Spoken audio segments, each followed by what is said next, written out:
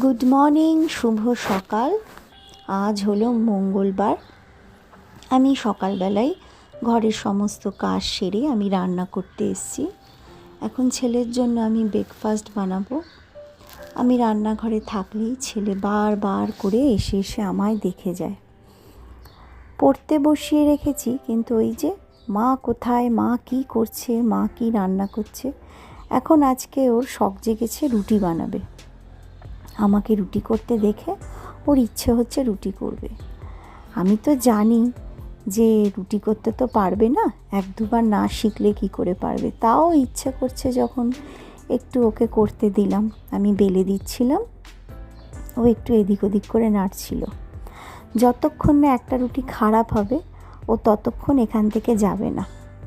আর আমাকেও জ্বালাবে রুটি করবো বলে। তো থাক, করছে করুক।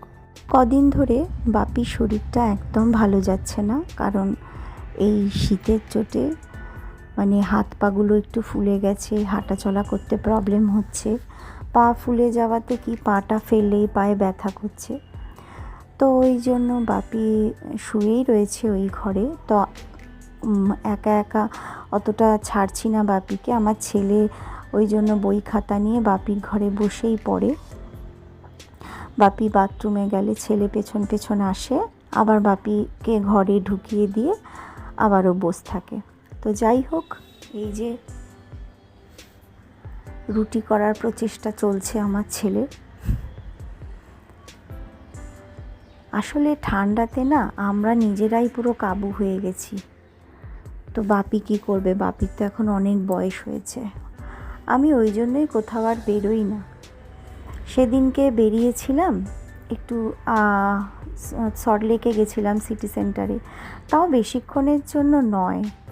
এসে দেখি যে চাটা পর্যন্ত খাইনি, তারপরে শুয়েই রয়েছে ঘরে। তো ওই জন্য খুব একটা বেরোতে ইচ্ছেও করে না। এই যে এই রুটিটা তো গেছে, ফুললোও না, এবার পালিয়ে যাবে। এবার চলে গেছে, বুঝতে পেরেছে এই রুটিটা যখন করতে পারেনি এমনিই পালিয়ে গেছে।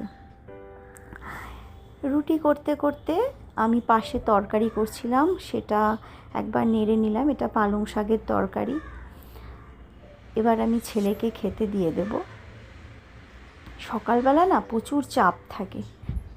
কালকে আমাকে রান্না বিশেষ করতে হয়নি, ওই জন্য কালকে আমি ভিডিও ছাড়িনি। আর বেগুনটা আগে ভেজে রেখেছিলাম, এই বেগুন ভাজা দিয়ে ওকে রুটি দেব। এবার আমাকে বলেছে, মা মায়াপুরের ঘিটা একটু রুটিতে মাখিয়ে দিও। তো মায়াপুরের ঘি মায়াপুরে যাইনি, মায়াপুরের স্টলের থেকে ঘিটা নিয়েছি। এই যে ঘি দিয়ে দিলাম। 3টে রুটি করেছিলাম, একটা রুটি আমি খেয়ে নেব। আসলে বাপিকে আজকে চা বিস্কুট দেওয়ার পরে আমি পেঁপে আর আপেল কেটে দিয়েছি, ওই জন্য বাপি ব্রেকফাস্টে ফ্রুট খেয়েছে। আমি আর বাপি তো ব্রেড খাই, ওই জন্য আজকে আর ব্রেড আনা হয়নি। আমি একটা রুটি বেগুন ভাজা দিয়ে খেয়ে নেব।